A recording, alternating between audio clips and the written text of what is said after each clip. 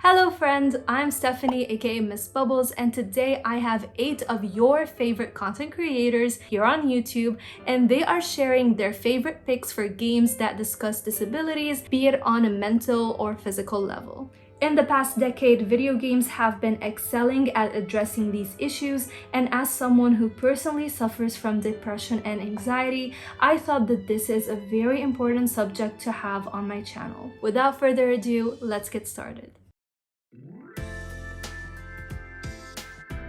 So my pick is a game that is well known for justice and rebelling, seeking out the truth, but underlying there is a very strong story on mental health, and that game is Persona 5 Royal. It's one of my favorites of all time, and if anyone's ever been familiar with my content, they know it's a game I never ever shut up about. Persona 5 Royal tackles a number of subjects across its story. It's over 150 hours long, so there's a lot you can digest there, but my main takeaway was its take on escapism. It's something that I think all video game players would be quite familiar with, given some of us just play to get away, but as it dives into this subject more and the ideal reality that you can find yourself in, it starts to pose the question of, hey, if you could have everything you wanted, you would have no problems, none of your struggles would exist, none of the traumatic stuff that's happened in your life would happen to you. Would you take that, or would you seek out a true, real existence where those things did happen and you've grown from them, they haven't been taken away from you? And I know it sounds like a silly question to ask, but the way they handle it ever so delicately after dozens and dozens of hours of character development, for me it really spoke to me, because you learn all these characters' stories throughout the game, and then you start to see them all gradually flip on their heads, and you care for them, and you start to look at it and think about yourself. And if you were in that position, would you want someone to pull you out of that ideal reality? And so it's a conversation on friendship, but more than anything, it's the idea of escaping from some of the really tough things that all of us have faced in life. I think Persona 5 Royal handles it ever so delicately while not being intrusive and in your face about it, because there's much more being told on a character level and on a narrative level, but lying beneath all of it is a strong story about mental health and the idea of taking care of yourselves when something really bad happens to you and how you deal with that. So that would be my pick, Persona 5 Royal.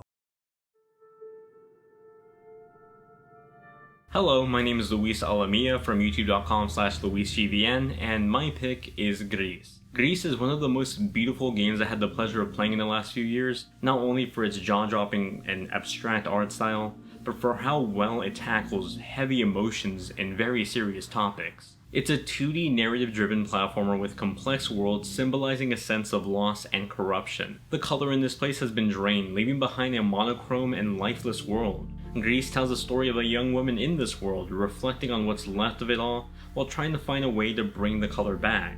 The restoration of this once vibrant and colorful world is symbolic of the journey and the suffering that people who go through loss and depression always have to deal with. As you progress further into the land, the color starts to peek its way into the environment, even introducing other NPCs. Some of them might guide you, and others might pull you, further establishing metaphors for the anger and helping hand people face on this South Grove expedition. As you help this young woman overcome her demons, you'll no doubt begin to understand how others that are dealing with this are feeling, maybe experiencing your own growth in the process. Gris easily captures the emotional journey of it all, while being nothing short of a masterful interpretation of it. Hey everyone, my name's Taylor, and I have a channel called The Gaming Shelf where I primarily talk about Japanese role-playing games. I'm excited to be a part of this video today because I get to talk about my favorite game of all time, Persona 4. On the surface, the game is about teenagers trying to solve a murder mystery, but below the surface, the game has this theme of facing your true self, and I believe that's a really powerful theme to dive into in a game. Throughout the story, the characters have to enter these dungeons where they face their true inner self, a manifestation of who they really are deep down that they are afraid to come to grips with, and they constantly say, "You're not me, you're not who I am," but really they are. And a couple examples I really like are, one is Chie Satanaka. Now Chie is friends with another character in the game, Yukiko, and she puts a lot of her self-worth into being Yukiko's friend, and through her dungeon she really comes to find out like, hey, I can be more than just Yukiko's friend. I have my own self-worth, and I really loved seeing that character evolution evolve throughout, her dungeon and through her social link where you get to know her even deeper. And another one of my favorite characters that deals with this theme of facing their true self is Kanji Tatsumi. Now, on the surface, Kanji is sort of like this biker punk. He looks like a tough guy, but beneath the surface, he likes creating stuffed animals and he likes cute things. But as it goes on, he really comes to grips with like, you know what? It's okay that I like cute things and I'm a guy. And I love,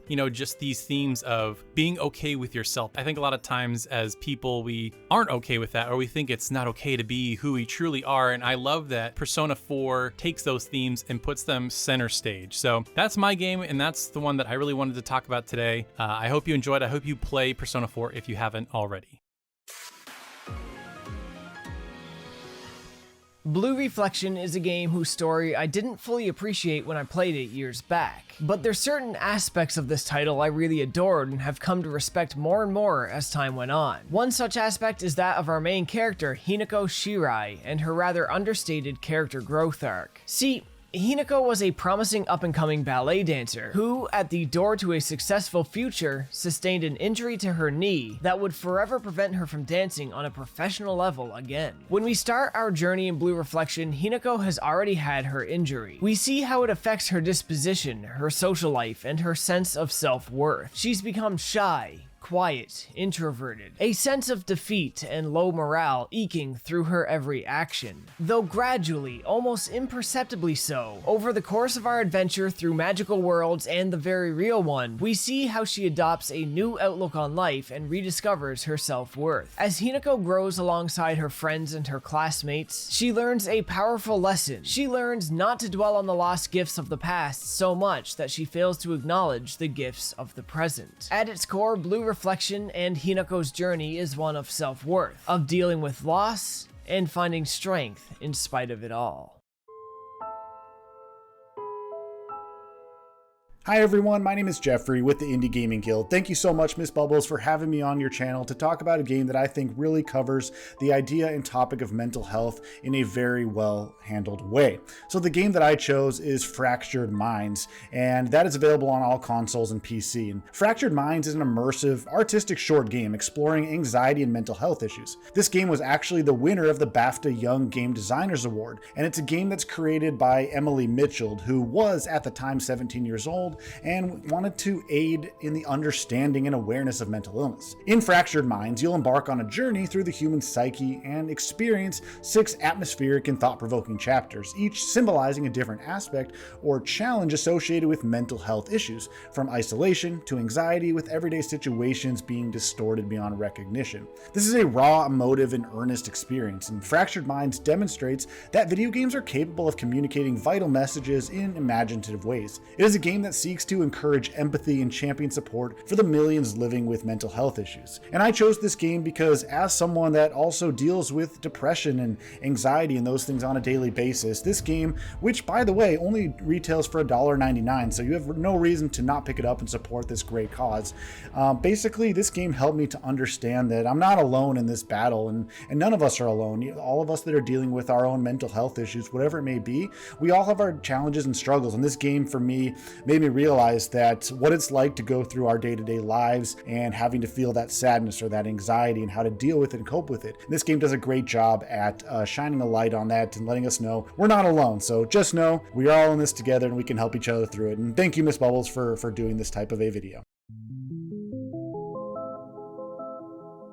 What's up everyone, Alex here. I am a content creator at the Backlog Battle YouTube channel and a Backlog Battle podcast YouTube channel. On my YouTube channel, I also make reviews and videos of games you might not have heard of, mostly Japanese games. So if you find that interesting, please go check it out. The game that I want to talk about for this video is Celest. What's interesting about Celest to me is not just the pixel art, the beautiful way it handles the platforming and the tight controls, it's also about its storyline, which actually hits home for me. At the surface level, Celest might look like a story about depression and mental health and how to deal with those sorts of things. But to me, it's also a sense of identity and the anxiety that comes with trying to find out who you are. Celest is made by Matt Makes Games, and unless you actually follow the creator, you know that Matt doesn't make games anymore. Matty does. And if the name Matty sounds familiar to you, it's because because it's a shorthand for Madeline. And if that sounds familiar to you, it's because that's also the name of the character in Celeste. Now, I've read a lot of Matty's notes and blog posts and articles and tweets about her experience making this game. What's interesting is that Matty didn't actually set out to make a game about her transition. What's even more fascinating is that she had only realized this looking backwards, recounting a lot of the conversations that she'd had with a lot of her collaborators and really digging deep into her psyche in a way. And all I could think about is that it must have been so difficult to put yourself in such a vulnerable state and to try to put that in a game on a subconscious level, like what she's saying. But at the same time, I find it very poetic, because if you really think about what you're playing in Celeste, you are playing through Matty's journey of discovery from beginning to the very end. All the hardships, all the pitfalls, see what I did there, that anyone can run into. The self-doubt, anxiety, depression, and the different kinds of characters we sometimes conjure up in our mind to try to help us figure out certain situations. Now, we're talking a lot about the philosophical, psychological, and societal issues, but as I hinted with the pitfall keyword, I've also felt that the level design was reflective of that journey of discovery as well. Obviously, I want people to play this game, so I'll be very, very careful describing the gameplay, but outside of the normal platforming that you'll see in some gameplay trailers, when you apply the ideas that I just talked about today, there's really so much that you can glean from even just playing the game. And to me, that's actually a really super important aspect of Celeste. I hope you guys get something out of that as well. How's it going, everyone? It's me, Blandrew. I talk about games on my channel sometimes. Okay, it's been a while. I talk about a lot of Nintendo games and Japanese games in general whenever I do upload, so if that interests you, please check out the channel. I would greatly appreciate that. With all that shilling for myself to the side now, today I want to talk about a game that has found itself being the internet's favorite current chew toy, and that's Balan World. Yes, I know, haha. Worst game of 2021. What are you, an idiot playing Balan World? I get it. But just hear me out. I can only speak on the Xbox Series X version since that's the one I'm playing, but I gotta say, I really dig this game quite a bit. So basically you can pick between the boy protagonist, Leo Craig, or the female protagonist, Emma Cole, at the start of the game. From there, you'll be going through a total of 12 worlds and 24 levels to help mend the broken hearts of all the people living in Wonderworld. Everybody who gets sent to Wonderworld is currently dealing with some type of trauma, whether it's depression, anxiety, fear of loving again, hopelessness, and so on. So it's up to you to go through these levels with the help of your costumes that give you multiple abilities to try to rescue everybody, free their hearts from all the negativity surrounding it, and save Wonderworld. The costumes add so much to this game and make exploring a lot of these worlds a real joy. It's a collectathon platformer by nature, so going from point A to point B really isn't the main goal here. The main goal of the game is to collect a certain amount of Balan statues to open up the next world. So if you grew up playing collectathons in the past, you more or less know what to expect here. One aspect I do like is how it also works as a Metroidvania, where you might not have access to certain statues until you've reached the later level and then brought that costume back to this world to get the statue. Then you've also got a quick time event minigame, a mode where you can raise Tims, which is basically this game's version of the Chow from the Sonic Adventure series, some great boss battles, and an amazing soundtrack, on top of a solid but flawed game, and there's some fun to be had here. It's not the best platformer out there, and it does have its frustrating moments. I'll be the first to tell you that, but I do think it's a pretty fun and enjoyable time nonetheless. If you would like to hear me talk about the ins and outs of this game, make sure you guys check out my channel where I'll have a roughly 50-minute retrospective talking about Balan World. You guys take care. Hi, I'm OdinZate, and the game that I wanted to highlight is Spiritfarer. Spiritfarer helped a lot, specifically Summer, canonically, is dealing with cancer, and she refers to her cancer as these dragons that have followed her into the afterlife. When I first played it, I took it as some sort of mental illness, in my case, depression, anxiety, and she talked about trying to accept it as a part of herself and trying to love it, thinking that living things all deserve love. However, she just ends up hating it and can't accept that part of her. And just listening to her process it was honestly just very healing. She starts to lean into her spiritual side as she nears the end of her life, and she really just sort of accepts that she's always going to have this struggle and it's just going to be a part of her daily living. However, she's still able to teach others, grow from it, and it's really just, to me, a beautiful example of any struggle you're dealing with. In her case, it was cancer. In my case, it's mental illness, and I just think that it's a very healing game that forces you to deal with these difficult emotions, but also gives you an outlet on how to deal with them healthily. I definitely recommend it. You will cry. Before I share my own choice, you will notice that we have only 9 titles here. I have left the 10th game for you to choose, so I want to hear all about it down in the comment section.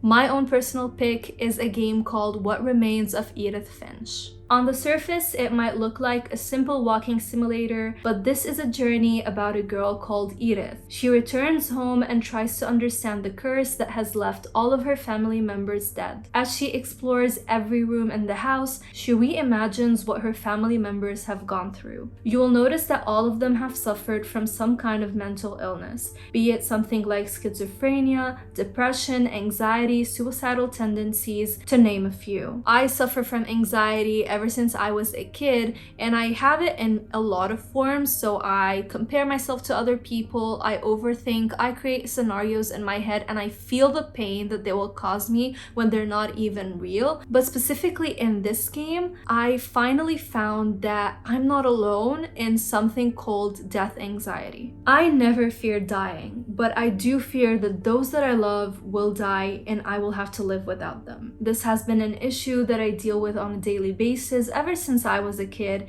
and it leaves me crying myself to sleep sometimes. My parents are aware of this. I used to wake up at 2 a.m., 3 a.m., wake up my parents crying and asking them not to die and not to leave me. So it's always been an issue that I deal with. And here you feel like Edith is trying to come to terms as to why she's the only one left in her family. You can immerse yourself in the experiences of the family members and understand what it feels like to be depressed. A lot of people, even in the 21st century, still think that these topics are a call for attention. But this is what this entire video is about. It's to let you understand that A, if you suffer from any of these illnesses, be it mental or physical, you are not alone and you can find help. And B, if you want to understand, learn, and educate yourself what it's like to go through this, these games are so much more capable of letting you sense the pain than any other kind of social media, in my own opinion. If you enjoyed this video, consider squishing the like button and subscribing for more content from yours truly.